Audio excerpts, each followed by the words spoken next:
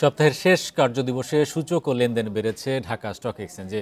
DSEX সূচক বেড়েছে ৯.৩৪ point, লেনদেন ৩২৪ কোটি টাকা। এ সময় ৩৯ প্রতিষ্ঠানের শেয়ার দর বেড়েছে। অন্যদিকে চট্টগ্রামের সার্বিক সূচক কমেছে ২০.৩৯ পয়েন্ট, লেনদেন ৭.৩৯ কোটি টাকা। বৃহস্পতিবার ঢাকা শেয়ার বাজারের লেনদেন শুরু হয় ইতিবাচক অবস্থান থেকেই। মাত্র ৩৫ মিনিটে প্রধান সূচক বাড়ে ১৮ পয়েন্ট। এরপর শুরু হয় সূচকের উত্থান পতন।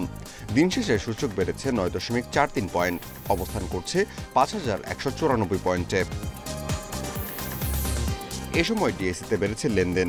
আজ মোট লেনদেন হয়েছে ৩২৪ কোটি ৩ লাখ টাকার শেয়ার।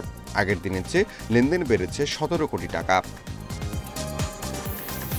হাত বদলে অংশ নেওয়া ৪০০টি কোম্পানি ও মিউচুয়াল ফান্ডের মধ্যে দর বেড়েছে ১৫৭টির, কমেছে ১৫৬টির এবং অপরিবর্তিত রয়েছে ৮৭টি প্রতিষ্ঠানের শেয়ার দর।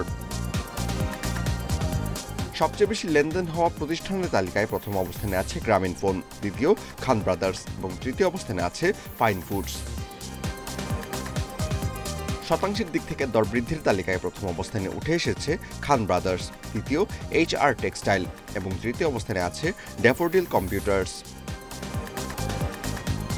অন্যদিকে চট্টগ্রাম স্টক এক্সচেঞ্জের সার্বিক সূচক কমেছে ২০.৩৯ পয়েন্ট, লেনদেন হয়েছে ৭,৩৯ কোটি টাকার share. Amirul Islam, independent news.